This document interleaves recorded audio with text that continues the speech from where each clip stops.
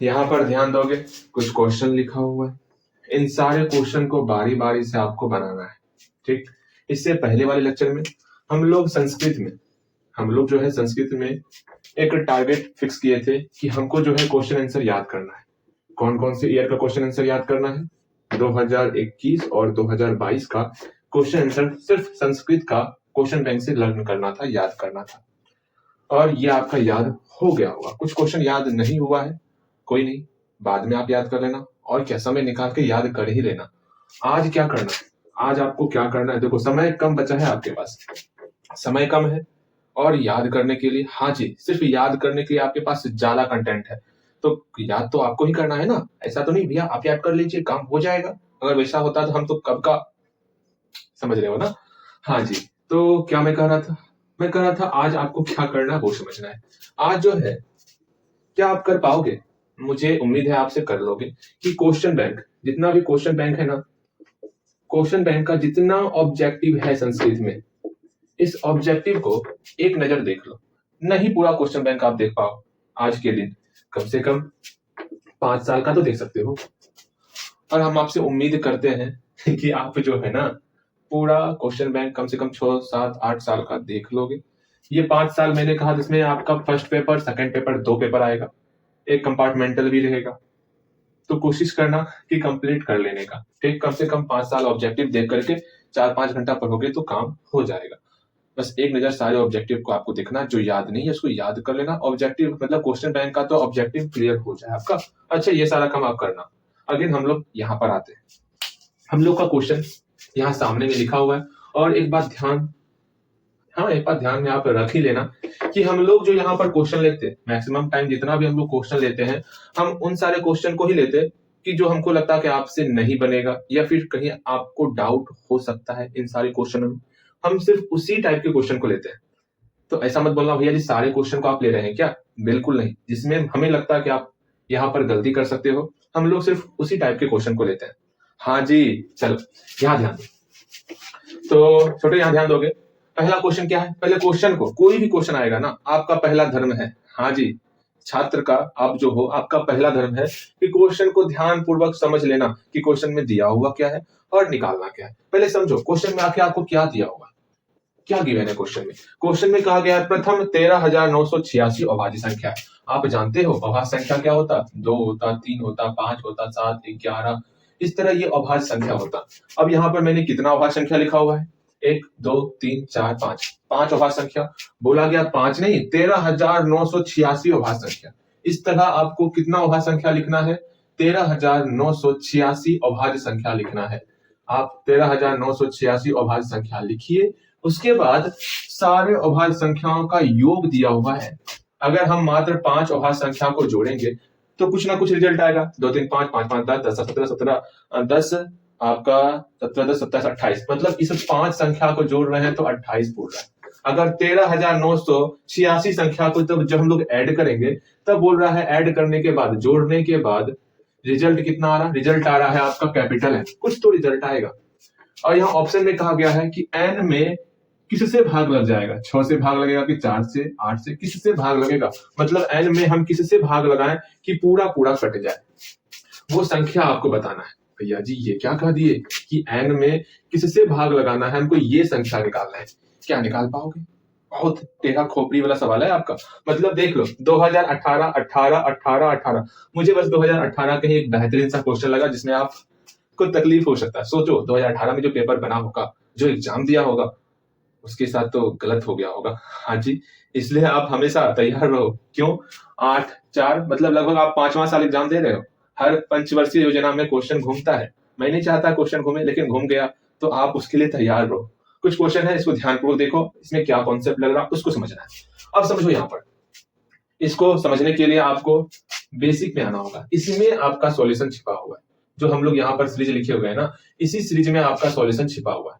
भैया जी इसमें क्या सॉल्यूशन छिपा हुआ है? 11, 17, 19, इसमें क्या सॉल्यूशन छिपा हुआ है इसको समझिए। क्या कि इसमें हम लोग देख रहे हैं सिर्फ 2 को छोड़ करके सब का सब विषम संख्या है। 3, 5, 7, 11, 17, 19 सब का सब विषम संख्या है। मैं आपको एक छोटा सा वर्क देता हूं, आपको बताना है कि 2 विषम संख्या, मान लो कोई 2 विषम संख्या ले लिए, ये पहला विषम संख्या है और आपको बताना है।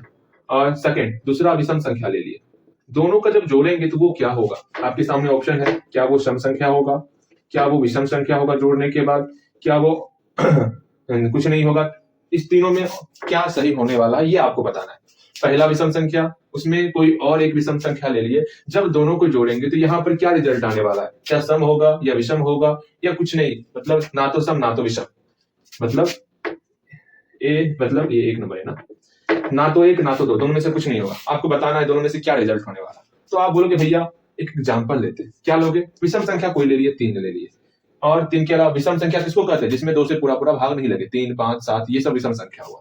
3 ले लिए और 5 ले लिए, जब इस दोनों को जोड़ेंगे तो क्या होगा, 5 3 8, मतलब जोड़ने के बाद, दो विषम संख्या को जोड़ने के बाद मेरा सम संख्या आ रहा है।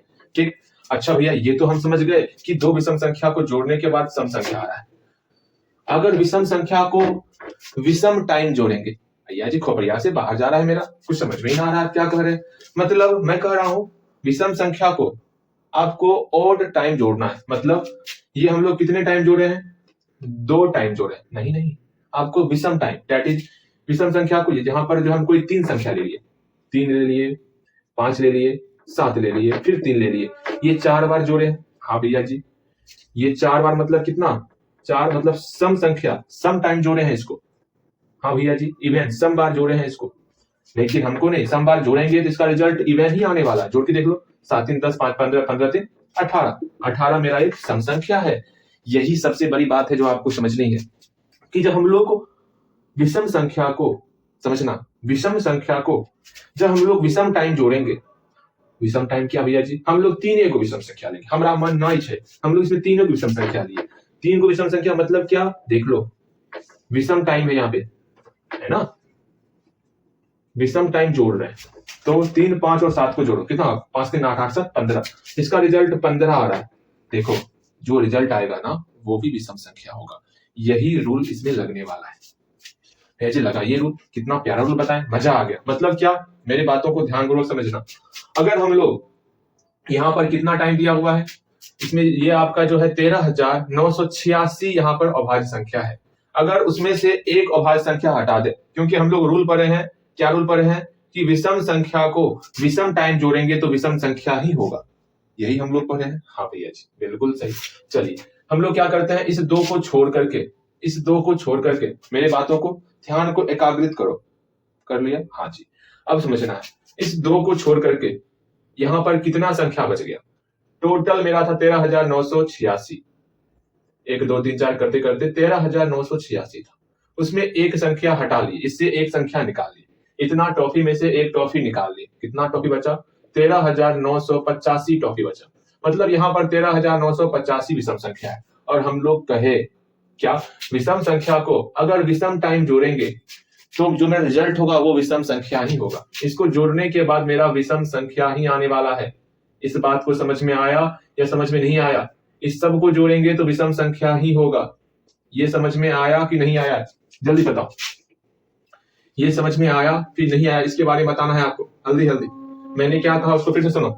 हम लोग कहे कि ध्यान समझना है, यहाँ पर 3 5 7 11 17 19 इस तरह करते करते जो है टोटल कितना था, 13,986 अंक था, उसमें से एक 2 अंक को निकाल लिए तो 13,985 हो गया। अब यहाँ पर विषम टाइम है, ये जो ऐड हो रहा है ये विषम टाइम ऐड हो रहा है। तो ऐड होने के बाद जब हम लोग विषम संख्या को, ये सारा का सारा विषम संख्या ही है, 3 है 5 है 7 है 11 है 17 है 19 है, सब मेरा विषम संख्या है, सब मेरा ऑड नंबर है। हर ऑड नंबर को अगर जोड़ेंगे तो जोड़ने के बाद हमारा विषम संख्या ही आने वाला है। हाँ जी, लेकिन आगे में 2 है, किसी भी विषम संख्या में अगर आप 2 जोड़ोगे, सम संख्या जोड़ोगे, ले लो एग्जांपल लेंगे, बिना एग्जांपल का तो बात ही नहीं करना। पहले यहां तक समझ में आया कि नहीं आया, समझ में, पहले हाथ क्या खड़ा करना, पहले समझना है। भैया समझ में आ गया, आपने बस यही कहा, क्या कहा भैया जी, एक बार मैं आपकी बातों को दोहराता हूँ। आपने कहा, क्या कहा कि विषम संख्या को, जो भी विषम संख्या है उसको विषम टाइम जोड़ने पर मेरा रिजल्ट विषम संख्या ही होता है, ठीक। और विषम संख्या को सम टाइम जोड़ने पर रिजल्ट हमारा क्या होता है, सम संख्या होता है, ठीक। वो सम संख्या वाला छोड़ दो, ये सम विषम में आप कंफ्यूज कर रहे हो। एक लास्ट में बोल रहा हूं, जो भी आपका ऑड नंबर है विषम संख्या है, उसको और टाइम जोड़ेंगे, विषम टाइम जोड़ेंगे तो मेरा रिजल्ट जो होगा वो हमारा विषम संख्या ही होगा। इसको जोड़ने के बाद कितनी संख्या है? 13,986 में एक घटा दिए, 13,985 जो संख्याएं हैं इसमें ये हमारा जोड़ने के बाद मेरा एक विषम संख्या ही बनेगा। और विषम संख्या में अगर दो जोड़ेंगे, अगर विषम संख्या में दो जोड़ेंगे, पहले यहां तक समझ में आया कि नहीं आया? समझ में, यहां तक समझ में आया। इसके बाद हम लोग आगे बात करेंगे। चलो आगे बात करें। हम लोग सिंपल सा विषम संख्या को जोड़ रहे हैं। अगर विषम संख्या को विषम टाइम जोड़ेंगे तो विषम संख्या ही आएगा। जैसे यहाँ पर 3, 5, 7 तीनों मेरा विषम संख्या है। इसको विषम टाइम जोड़ेंगे, 3 बार जोड़े, 5 बार जोड़े, 7 बार जोड़े, 9 बार जोड़े, तो जो 9 बार, 7 बार, 5 बार जोड़ने पर यहाँ पर ऑलवेज विषम संख्या ही आने वाला है, तो विषम संख्या आ गया। अगर विषम संख्या कोई भी आप ले लो दुनिया कोई विषम संख्या, भैया जी हम लेंगे, हम 7 लेंगे विषम संख्या।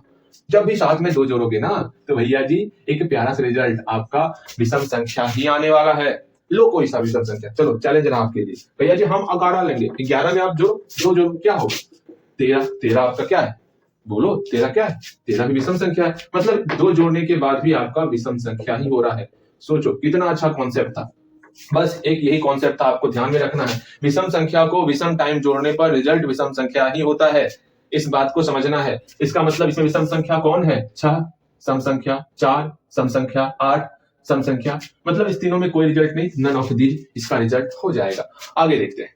बातें समझ में आई? कितना प्यारा सा बात था कि जो 2 के अलावा सब विषम संख्या है, विषम संख्या को विषम टाइम जोड़ेंगे तो हमारा विषम संख्या ही होगा।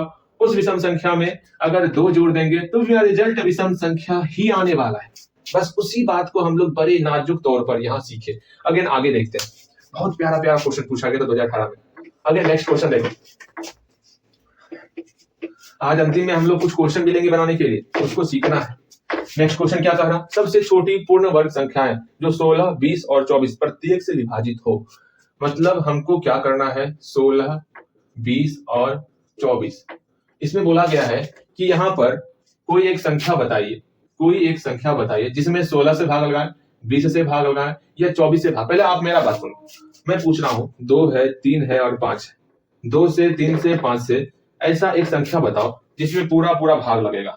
ऐसा छोटी से छोटी संख्या आपको बताना है, छोटा से छोटा संख्या जिसमें 2, 3 और 5 से भाग लगाने पर पूरा पूरा कट जाए। वहां पर आप बोलोगे भैया जी हमको यहाँ पर एलसीएम निकालना है, मतलब 2, 3 और 5 का आप एलसीएम निकाल लोगे। 2 3 अच्छा 5 30, मतलब सबसे छोटा से छोटा संख्या क्या हो गया? 30 हो गया। हुआ ना 30? हाँ भैया जी 30 हुआ।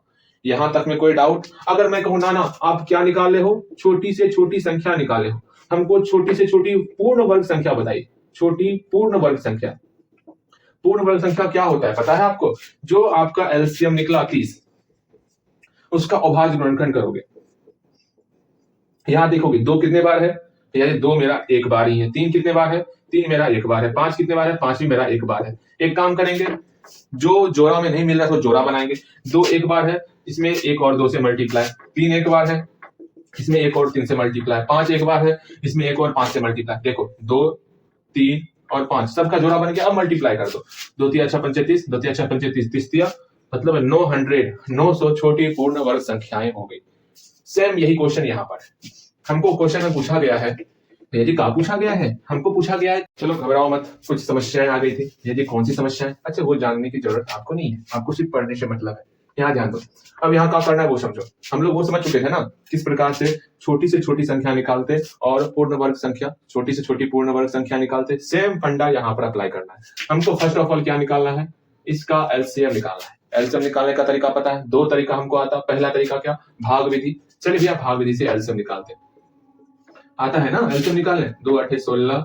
भैया जी ये सब तो बच्चों वाली बातें हैं, ये हम यूं निकाल लेते हैं, यूं। अच्छा जी निकाल लेते हो तो अच्छी बात है। तो क्या निकला? 2 गुना 2 गुना 2 गुना 2 गुना 5 गुना 3, यही निकला ना एलसीएम। इसको मल्टीप्लाई कर देंगे तो एलसीएम निकल जाएगा। क्या निकलेगा? 2 दूनी 4, 4 दूनी 8, 8 दूनी 16, 16 पंचे 80, 80 दिया 8 24, 240 निकल गया एलसीएम। जो एलसीएम निकला क्या निकला? मेरा 240 निकला। यही है छोटी से छोटी संख्या। एक क्वेश्चन क्या कह रहा है वो देखो। क्वेश्चन कह रहा है कि भैया जी सबसे छोटी पूर्ण वर्ग संख्या निकालना है। अभी तुरंत हम लोग निकाले थे सबसे छोटी पूर्ण वर्ग संख्या। भैया जी अब पूर्ण वर्ग संख्या कैसे निकाला? हाँ, कुछ बताइए आकाश, मतलब यहाँ क्या करें हम, कैसे निकाले पूर्ण वर्ग संख्या?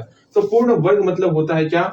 जोड़ा लगाना। हाँ जी, रूट भी आप निकालते हैं ना, रूट अंडर निकाले हो वर्गमूल, तो वहां आप जोड़ा लगाते हो। फर्स्ट ऑफ ऑल वही काम यहाँ देखना है, किसका किसका जोड़ा बन रहा है, इसका जोड़ा बन रहा, इसका जोड़ा बन रहा, इस दोनों का जोड़ा नहीं बन रहा, तो इस दोनों का जोड़ा बना, तो 5 से मल्टीप्लाई और 3 से मल्टीप्लाई, तो जोड़ा बन गया। अब मल्टीप्लाई कर दो तो यहां तक ये थे 240 हुआ था। अब उसको उसमें जो है 5 या 15 से मल्टीप्लाई करना है, कितना होगा? 15 चौके 60, 0 6 15 30 3600 रिजल्ट हो गया, 3600। बातें समझ में आई? किस प्रकार क्या किए समझो। 3 नंबर दिया हुआ था, तीनों नंबर के लिए हम लोग एक एलसीएम निकाल लिए। जो एलसीएम निकाले वो जो है छोटी से छोटी संख्या हुई, लेकिन हमको सबसे छोटी पूर्ण वर्ग संख्या निकालना था।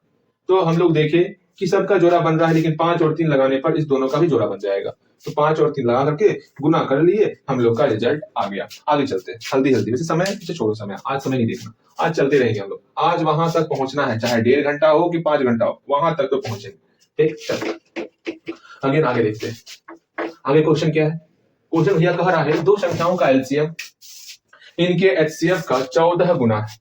दो संख्या लीजिए, क्वेश्चन को ध्यानपूर्वक समझना है। क्वेश्चन को सिर्फ समझ जाओगे ना कि क्वेश्चन में दिया हुआ क्या है, उसी वक्त क्वेश्चन बन जाएगा। इतना ध्यान में रखना, क्वेश्चन में कहा गया है दो संख्या है भैया जी, उसका एलसीएम जो है इसके एचसीएफ का 14 गुना है। मतलब जब हम लोग एचसीएफ में 14 से गुना करते हैं तो एलसीएम के बराबर होता है। यही ना बोला गया, दो संख्या है उसका एलसीएम एचसीएफ का 14 गुना। अब दो संख्या कोई है, ठीक। अगेन इनके एलसीएम और एचसीएफ का जोड़ 600 है। और क्या कहा गया, जब हम लोग एलसीएम और एचसीएफ दोनों को जोड़ते हैं ना तो भैया जी 600 आता है, ठीक है। और क्या कहा गया, यदि एक संख्या 280 है तो दूसरी संख्या बताइए। हम लोग जानते हैं फर्स्ट नंबर गुना सेकेंड नंबर बराबर होता है एलसीएम गुना एचसीएफ। यहाँ पर फर्स्ट नंबर दिया हुआ है 280, लेकिन सेकेंड नंबर तो ना दिया हुआ। हाँ भैया जी, सेकेंड नंबर तो ना दिया हुआ, तो हमको सेकेंड नंबर ही तो निकालना है, और एलसीएम और एचसीएफ इस इक्वेशन से निकाल लेना है। हम लोग का सॉल्व हो जाएगा, सेकेंड नंबर निकल जाएगा आराम से। मेरा काम है एलसीएम और एचसीएफ निकालना। ये कहां से निकलेगा? ये आपका यहां से निकलेगा, एलसीएम एचसीएफ यहां से निकाल सकते हो आप। अब एलसीएम कैसे निकालोगे? एलसीएम दिया हुआ है 14, एचसीएफ, तो एलसीएम की जगह पर हम लोग लिख सकते हैं इसको। हाँ भैया जी लिखिए ना, कौन रोकेगा आपको? किसमें हिम्मत है जो आपको रोकेगा यहाँ पर एचसीएफ लिखने से? अब सोचिए आप, 15 एचसीएफ, 15 आम प्लस 1 आम, सॉरी 14 आम प्लस 1 आम, कितना? 15 आम, तो 15 एचसीएफ इक्वल टू 600। यहां से हम लोग एचसीएफ निकाल लिए 600 में, अगर 15 से भाग दे देंगे तो आपका 15 चौके 60, 40 निकल जाएगा। तो एचसीएफ आपका कितना हो गया? 40 हो गया। भैया जी एचसीएफ तो 40 निकल गया, लेकिन एलसीएम भी तो निकालना है। तो एलसीएम में एचसीएफ का वैल्यू यहाँ 40 पुट करो, तो ना क्या है, एलसीएम क्या है? एलसीएम हमारा है 14 गुना एचसीएफ। एचसीएफ का वैल्यू कितना है? 40 ना। हाँ भैया जी 40 पुट कर देते हैं। अब मल्टीप्लाई कीजिए, करते हैं 56, 560, तो यहाँ एलसीएम में 560 निकल चुका है। अब हम लोग को सेकेंड नंबर निकालना है, यहाँ मल्टीप्लाई के फॉर्म में है, इसको उधर भेजेंगे तो क्या होगा? डिवाइड हो जाएगा, तो सेकेंड नंबर निकल जाएगा 560 मल्टीप्लाई 40 बटे 280। तो यहाँ सेकेंड नंबर हम लोग का निकल गया कितना? 80 निकल गया, 40 दूनी 80, दैट इज ये आंसर है। कितना अच्छा क्वेश्चन है 1 नंबर का, लेकिन दिमाग लग रहा है 3-4 नंबर वाला। अच्छा कोई नहीं, चलो आगे चलते हैं। हम लोग क्या किए, फिर से देखो क्वेश्चन में ये दिया हुआ था, यहां से एलसीएम का वैल्यू यहाँ पुट कर दिए और एचसीएफ निकाल लिए, फिर एचसीएफ जो निकला इसमें पुट करें और एलसीएम निकला। अब फॉर्मूले में एलसीएम एचसीएफ पुट करके सेकंड फर्स्ट नंबर दिया हुआ था, सेकंड नंबर को अकेला कर लिया। बस इतना सा ही काम किया। बहुत आसान क्वेश्चन बन जाएगा समझने के बाद, अगर नहीं समझोगे तो फिर दिक्कत है, ठीक है। आगे नेक्स्ट देखते हैं, दो संख्या, ये तो हो गया ना। फिर हम लोग का एचसीएफ वाला सवाल आ चुका है। भैया जी एचसीएफ तो हमको भाग विधि से आता है, अभाज्य गुणनखंड विधि से तो ना आता है। नहीं आता अभाज्य गुणनखंड विधि से, सीखना है अभाज्य गुणनखंड विधि, बहुत इंपॉर्टेंट है। यहाँ पर दो संख्या दिया हुआ है 6x⁴y और 12xy, ये दो संख्या है। बोला गया है एचसीएफ निकालना है, हाईएस्ट कॉमन फैक्टर। भैया जी फैक्टर निकालने भी छोड़िए, हमको बताइए। देखिए अगर आपको मैं कहूं 6 और 10 का एचसीएफ निकालिए तो फटाफट आप भाग विधि से निकाल लोगे, लेकिन अगर वही आप अभाज्य गुणनखंड करोगे ना, सारी बातें आसान हो जाएंगी। मतलब 6 को गुना के रूप में लिखना है, 2 तिया 6, 10 को गुना के रूप में लिखना है, 2 गुना 5, इसका और कर लीजिए, कर लिया और लीजिए ना, और कर लेते हैं। तो 6 बराबर क्या हो गया? 2 गुना 3 गुना 1 गुना के रूप में लिखे, हाँ जी 6 को गुना के रूप में लिखे, 10 है 10 को भी हम लोग गुना के रूप में लिख देते हैं। दोनों में कॉमन क्या है, ये 2 कॉमन है, ये 1 कॉमन है, दैट इज HCF क्या हुआ, जो सिर्फ कॉमन होगा उसको लिखना है। दो कम से कम 2 कॉमन होना चाहिए, इतना ध्यान रखना। 2 है और 1 है, 2 गुना 1 करेंगे तो 2 हो गया, HCF हमारा 2 हो गया। मतलब हम लोग अभी इससे क्या शिक्षा लिए, यही शिक्षा लिए कि हमको गुना के रूप में लिखना है, दैट इज इसको भी वही करना है। तो भैया जी क्या करें, यहाँ पर इसको गुना के रूप में लिखिए, 6 को 6, यहाँ गुना छिपा हुआ पहले से, x पे पावर 4 दैट इज x का 4 बार गुना कर लेंगे। ये लग रहा है क्या, क्या लिख दिए भैया जी ये, हाँ अगेन y का y, अच्छा कोई बात नहीं, आप समझने के लिए समझ लेना।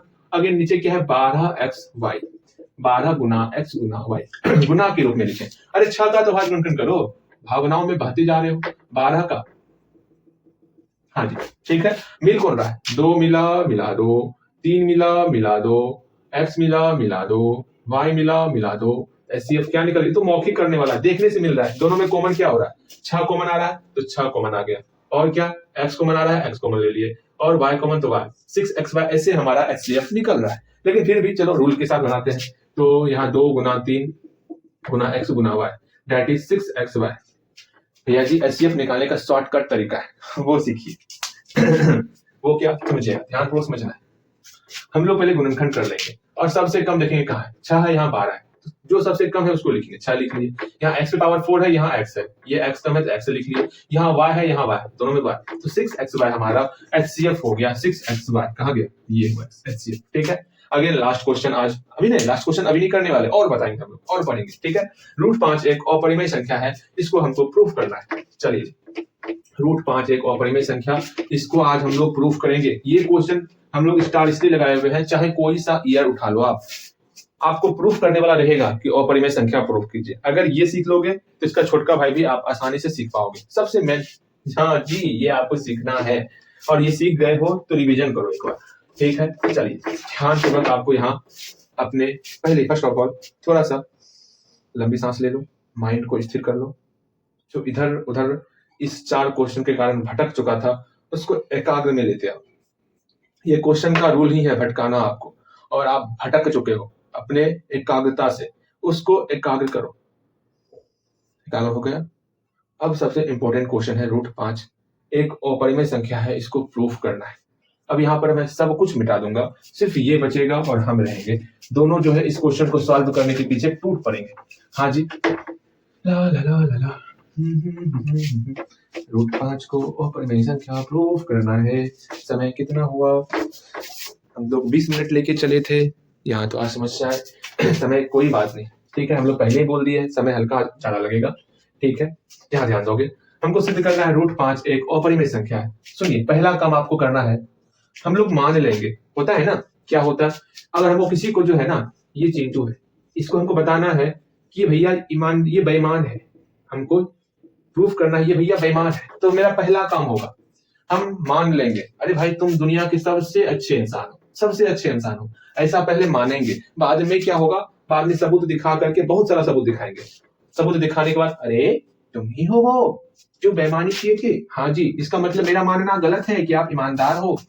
इसी तरह इसको बनाने का ये तरीका है। तो हम लोग फर्स्ट ऑफ ऑल पहले मान लेंगे, और परिमेय संख्या प्रूफ करना है, हम लोग मान लेंगे √5 को। अरे भैया √5 आप हमको अपरिमेय तो नहीं लगते हो, परिमेय लगते हो, हमेशा मानेंगे, मानना है आपको, ठीक।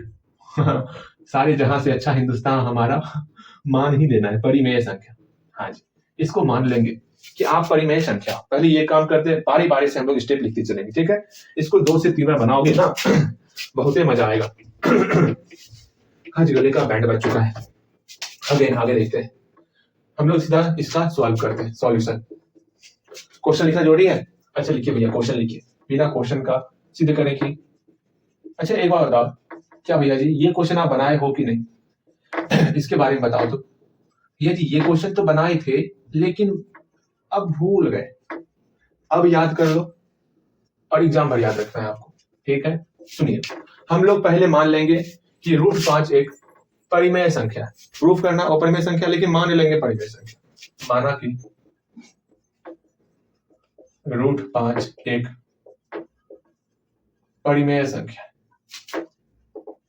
मान लिए, हाँ भैया मान लिए। इसका मतलब क्या हुआ, देयरफॉर √5 बराबर लिख सकते P बटे Q, क्योंकि हम लोग जानते हैं परिमेय संख्या को हम लोग P बटे Q के रूप में लिखते। हाँ जी। अच्छा जी, लेकिन यहाँ पर एक एक्स्ट्रा टर्म P और Q जो है ना वो सह अभाज्य संख्या है। अब सह अभाज्य संख्या कौन जानता भैया जी, ये तो नया नाम है। सह अभाज्य संख्या मतलब हुआ कि दोनों में P और Q में अर्थात इसका मतलब क्या हुआ कि P और Q में सिर्फ और सिर्फ किससे भाग लगेगा, P और Q केवल एक से भाग लगेगा, एक से विभाज्य होगा। अगर ये नहीं समझ पा रहे हो सह अभाज्य संख्या किसको कहते, तो ऐसा नंबर जो सिर्फ और सिर्फ एक ही से भाग लगे और किसी से भाग ना लगे उसको हम लोग कहते हैं सह अभाज्य संख्या। ऐसा कोई दो या दो से अधिक नंबर जो केवल और केवल एक से ही भाग लगे उसी को हम लोग कहेंगे क्या, सह अभाज्य संख्या। देख लो हम लोग का बेस यहीं पर है, ये समझ में आ गया, आसान, आगे बिल्कुल आसान है। देख लो हम लोग पहला काम √5 को मान लिया भैया जी आपका परिमेय संख्या हो, और इसलिए हम लोग √5 को P बटे Q के रूप में लिखिए। और यहाँ पर ये भी मान लिए, यहाँ बता दिए कि P और Q भैया दोनों एक से ही भाग लगेगा, इसके अलावा किसी और से भाग ना लगेगा। हम लोग बाद में सबूत दिखाएंगे, अरे P और Q एक के अलावा ही भाग लग रहा है, ऐसा सबूत दिखाएंगे, ये हमारा अपरिमेय संख्या में कन्वर्ट हो जाएगा। तो सबूत इकट्ठा करने चलो। पहला काम करना है, सेकंड काम करना है वर्ग का।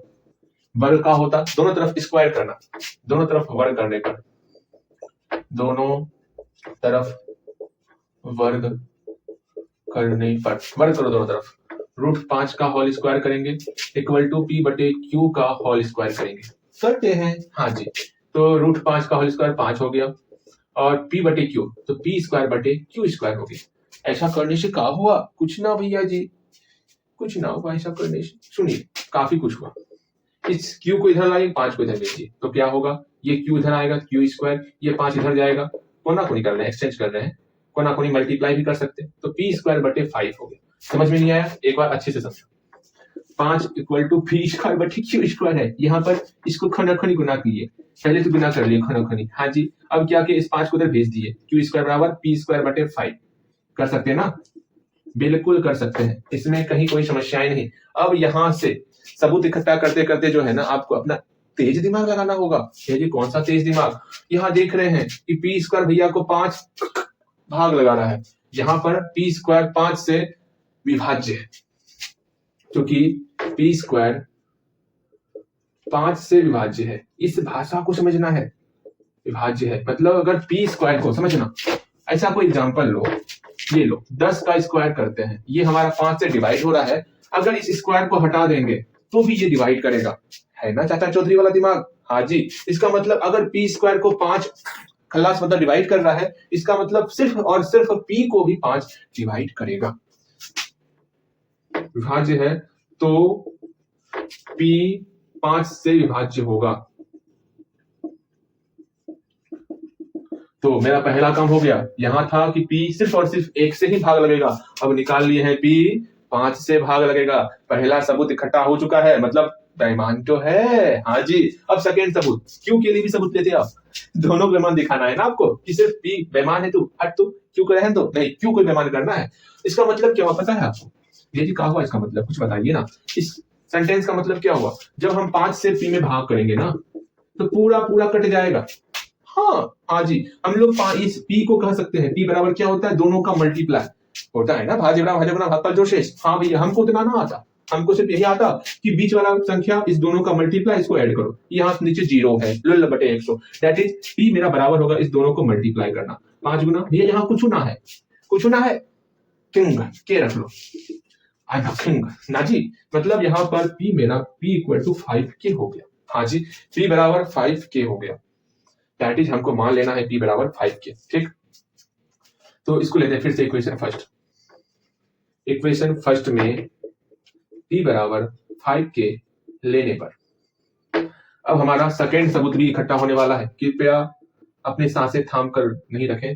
5K लेने पर लेते हैं भैया जी, देयरफॉर जो है हूबहू उतारना है पहले, और P के जगह पर हमको क्या पुट करना है, 5K पुट करना है। ऐसा करने का क्या फायदा हुआ, सबूत इकट्ठा होगा भैया जी, सबूत इकट्ठा होगा। हाँ जी, बचे 25, क्यू स्क्वायर बराबर 5k²। फिर 5k² को इधर ले जाओ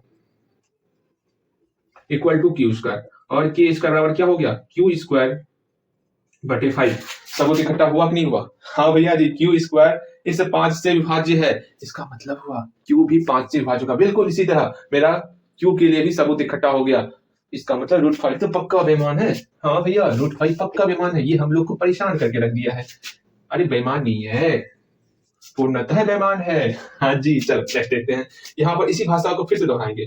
क्यू स्क्वायर 5 से विभाज्य है, क्योंकि क्यू स्क्वायर 5 से विभाज्य है तो क्यू 5 से विभाज्य होगा, तो क्यू 5 से भी विभाज्य होगा। मतलब अभी हम लोग माने थे P और Q केवल 1 से विभाज्य हो गया, लेकिन यहाँ Q मेरा 5 से और P भी हमारा 5 से विभाज्य हो गया, मतलब मेरा मानना गलत है। ये जी गलती मान लिए थे। हाँ जी। हाँ, यहाँ लिखना है, फिर नीचे लिखना है आपको, अर्थात मेरा मानना गलत है, मेरा मानना गलत है कि P और Q एक सहअभाज्य संख्या है, P और Q एक सहअभाज्य संख्या है।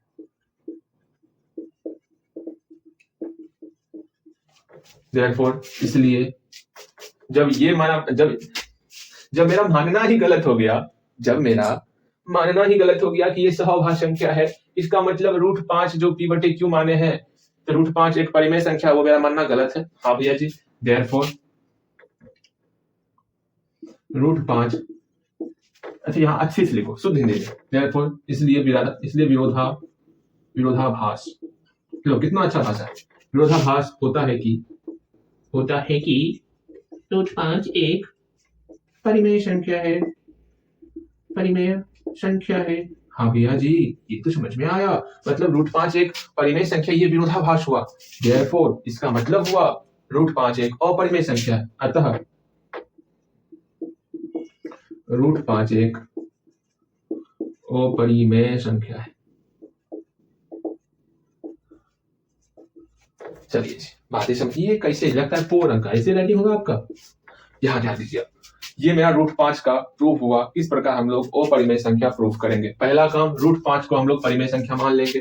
परिमेय संख्या मतलब √5 P बटे Q के रूप में, और मान लेंगे P और Q में केवल और केवल 1 से भाग लगेगा, और हम लोग सबूत इकट्ठा करने के पीछे लग जाएंगे। फिर वर्ग निकालेंगे, तो यहाँ से मेरा P का निकल जाएगा, पुनः फिर Q का भी सबूत इकट्ठा कर लेंगे। सबूत इकट्ठा करने के बाद हम लोग का सीधा प्रूफ हो जाएगा। सिर्फ सबूत इकट्ठा करना है कि P में किसी और से भी भाग लग रहा, Q में किसी और से भी भाग लग रहा, और काम खत्म। इतने सा काम करना है आपको। हाँ जी, बातें समझ में आई? हाँ बिल्कुल भैया जी। अरे यार क्या हो रहा है ये? अगर यहाँ √2 रहेगा तो क्या करना है? सब जगह √2 करना है। मैं समझा रहा हूँ कैसे कैसे क्या करना, अगर रहेगा तो ठीक है, क्योंकि मैं देने वाला हूँ ना। यहाँ पे भी 2 हो जाएगा, अगर रहेगा तो किस प्रकार करना है उस बात को समझ लो, क्योंकि √2 √3 ऐसा एग्जाम में चेंज कर देता, जहां जहां 5 रहेगा वहां पे 2 कर देना है आपको, अगर ऐसा रहा तो। हाँ भैया जी, अगर ऐसा रहा तो हम बिल्कुल गलती नहीं करेंगे। अगर गलती करोगे ना, कान लाल कर दिया जाएगा आपका। पता है ना कान कैसे लाल होता? हाँ भैया जी, कान लाल करते हैं, मुझे पता है। अरे ये क्या हो रहा? ये 2 भैया कैसे लिख रहे हैं आप? चल, इस तरह आपको अगर √2 है तो √2 में कर लेना है, √3 √4 इस प्रकार आपको काम करना है। इससे आप देखना क्वेश्चन रहेगा ही रहेगा। और एक लास्ट क्वेश्चन अभी देख लेते हैं। कभी कभी क्वेश्चन बैंक में क्वेश्चन बैंक ही दे देता हूँ, इसको पहले मैं हटा देता हूँ। आप ट्राई करना, तो √3 एक अपरिमेय संख्या प्रूफ करने वाला, √3 वाला आप खुद से बनाओगे बिना मेरे भाषा को देखे हुए। उसी तरह √3 को मानोगे परिमेय संख्या, अपरिमेय संख्या हो मान करके फिर सबूत इकट्ठा करना है। ना ना ना, P और Q में किसी और से भी भाग लग रहा है, वो निकाल करके प्रूफ कर देना है। बस इस भाषा को ध्यान में रखना, ठीक है? अरे अपने मन से भाषा मैंने लिखा है, आप भी लिखोगे तो दिल बाग बाग हो जाएगा, ठीक है? चलिए हम लोग क्या देख लेते हैं। समय बहुत ज्यादा हो गया। कोई नहीं, आज किसी की ना सुनी जाएगी। आज बस चलना है, बस चलते रहना है। वैसे काफी क्वेश्चन है इस चैप्टर में, ठीक है? अरे मैं चाहता क्या, आप केमिस्ट्री मतलब साइंस में भी ध्यान दो, संस्कृत में भी ध्यान दो, समय आपका मैथ से ज्यादा उधर जाए, क्योंकि आप याद नहीं किए हो। इसी कारण मैं चाहता कम से कम समय आपका मैथ में लगे, लेकिन समय तो आज नहीं तो कल तो देना ही पड़ेगा, समझना है तो भैया जी देना तो पड़ेगा समय, क्यों ना वो दिन आज ही हो जाए। चलिए आपको ध्यान देना है, एक क्वेश्चन है क्या, ये हल्का क्वेश्चन है, क्या करो छोड़ दूं या आप बना लोगे भैया बताइए। सिद्ध करें कि वीडियो रोक देते ना अच्छी रहता, क्वेश्चन लिखते लिखते आप भी परेशान, भैया जी क्वेश्चन लिख रहे हैं, हाँ बताया भैया जी, जब आप क्वेश्चन लिखते हो ना थोड़ा सा इधर उधर ऐसे इसी तरह कर लेते हैं। अपरिमेय संख्या है, अक्षर का क्या हो गया, अपरिमेय संख्या है, चलो कोई नहीं, मतलब एडजस्ट कर लो, ठीक है अक्षर के साथ। यहाँ ध्यान दो, सिद्ध करें कि 3 प्लस रूट 5 एक अपरिमेय संख्या है, इसको प्रूफ करना है। बस इसी दो टाइप का क्वेश्चन पूछेगा कि 3 प्लस रूट 5 बताइए, रूट 2 बताइए, रूट 2 प्लस 3 बताइए, 2 प्लस 2 रूट 2 बताइए, इस तरह ही क्वेश्चन पूछेगा आपका, इसको अपरिमेय संख्या लिखना है। बस यहीं पे आपको एक छोटा सा फंडा यूज करना है, जब इस तरह क्वेश्चन पूछे तो आपका पहला काम है रूट 2 मतलब रूट वाला टर्म को अकेला करना है, जो भी रूट के अंदर रहेगा उसको अकेला करना है, ठीक है। पहला काम तो आपको p बटे q के रूप में मानना ही है, मतलब प्रूफ करना है तो पहले मान लेंगे ये मेरा मतलब ये मेरा परिमेय संख्या है, पहले ऐसा हम लोग मान लेंगे 3 प्लस रूट 5 को पहले मान ही लेंगे परिमेय संख्या है, उसके बाद ही कुछ करना है, इस बात को तो ध्यान में रखना। तो पहले मान ही लेंगे, माना कि 3 प्लस रूट 5 एक परिमेय संख्या है, परिमेय संख्या है, इसका मतलब क्या हुआ 3 प्लस रूट 5 जो है देयरफॉर 3 प्लस रूट 5 परिमेय संख्या क्या होता है, जिसको हम p बटे q के रूप में डिनोट कर सके, जहां पर p और q इंटीजर नंबर और q does not equal to 0 हो तो p और q के रूप में कन्वर्ट कर दिए, ठीक है। लेकिन यहाँ पर हम लोग हर क्वेश्चन की तरह इसमें भी लिखेंगे p और q सह अभाज्य संख्या है, मतलब p और q में केवल और केवल किससे भाग लगेगा, p और q में केवल और केवल एक ही से भाग लगेगा और किसी से भाग ना लगेगा। लगाते हैं यहाँ पर p और q सह अभाज्य संख्या है, सह अभाज्य संख्या है, ठीक है, उतना लिखने का जरूरी है क्योंकि इसमें इसका कोई काम नहीं आने वाला, हम लोग लिख दिए। अब यहाँ पर मेरा काम क्या है, रूट के अंदर जो भी रहेगा उसको अकेला करना है, चल अकेला करते हैं, रूट 5 है, रूट 5 को अकेला करो भैया जी, अकेला करने का मेरा 40 साल का एक्सपीरियंस, करो ना सही। तो क्या करना है, रूट 5 को अकेला किए, p बटे q यहाँ पहले से था, ये 3 इधर आ गया, ठीक। अब मेरा काम क्या है, इसको जो है p बटे q के रूप में कन्वर्ट कर देना है भैया जी, मतलब भिन्न का घटाव करना होगा, बिल्कुल सही सोच रहे हो आप। तो रूट 5 बराबर q नीचे आ गया, p माइनस 3q, भिन्न का घटाव आता है ना, हाँ भैया जी, ये हमारा p बटे q के रूप में हो गया, मतलब भिन्न संख्याएं, हाँ भिन्न संख्याएं मेरा परिमेय संख्या होता, अरे p बटे q परिमेय संख्या है, तो यहाँ चूंकि p माइनस 3q बटे q एक परिमेय संख्या है, परिमेय संख्या है, तो रूट 5 भी एक, सीधा यहां पे से लिखो परिमेय संख्या है, देयरफॉर इसलिए रूट 5 भी, जब ये परिमेय संख्या है तो ये भी तो परिमेय संख्या होना चाहिए। लेकिन भैया जी क्या लेकिन, हम लोग पहले पढ़ चुके हैं कि ये जो है हमारा वो परिमेय संख्या है, बस वही यूज कर लेना है, किसी को पता ही होगा। हाँ जी यहाँ ध्यान दो, देयरफॉर इसलिए जब ये परिमेय है तो ये भी परिमेय होगा, देयरफॉर रूट 5 भी एक परिमेय संख्या होगी। परिमेय संख्या, हाँ भैया परिमेय संख्या होगी, जो कि असंभव है। क्यों असंभव है, जो कि असंभव है ना असंभव, क्योंकि रूट 5 एक अपरिमेय संख्या है, अपरिमेय संख्या है, अर्थात अतः क्या है, अतः 3 प्लस रूट 5 एक अपरिमेय संख्या है। हम लोग उसी थ्योरम पर इसको प्रूव कर ली, जो भी पूछेगा इस तरह का टाइप का उसमें यही करना है, ठीक है, इसका उपयोग करके सबको प्रूफ कर डाला है, ठीक है जी, हाँ भैया जी ठीक है। अतः 3 प्लस रूट 5 एक अपरिमेय संख्या है। आप एक काम करना, क्वेश्चन बैंक लेना, उसमें जो इस तरह क्वेश्चन पूछा गया होगा उसको आपको बनाना है, ठीक है। इस टाइप का जितना क्वेश्चन दिखेगा सबको बना देना, वैसे हर ईयर में आपको इस टाइप का क्वेश्चन आपको दिखने वाला है। शुक्र मनाना अगर इस टाइप का क्वेश्चन आ गया तो आसानी से बन जाएगा, वरना उस टाइप क्वेश्चन हल्का लेंदी है लेकिन वो तो और आसान है, ठीक है, बस उसमें सबूत ढूंढना होता है, इसमें रूट 5 का ही प्रयोग करके काम तमाम कर लेना होता है। हाँ जी चलो ठीक है, हाँ भैया ठीक है। अब मैं आपको 5-7 क्वेश्चन दे रहा हूं बनाने के लिए, क्विज का 7 क्वेश्चन, ठीक। आपको वो बनाना है। हम लोग वीडियो को रोक ही लेते हैं, 7 क्वेश्चन लिख करके फिर हम लोग हैं आपस में चर्चा करेंगे। यहाँ ध्यान देना है आपको, यानी जादू हो गया आपके सामने, मतलब हमारे सामने। फटाफट से क्वेश्चन आपने निकाल मतलब उतार लिया। हाँ जी, यहाँ ध्यान दोगे आप। सिद्ध करना है 3 + 2√5 एक अपरिमेय संख्या, प्रूफ हो जाएगा। हाँ, प्रूफ तो हो जाएगा।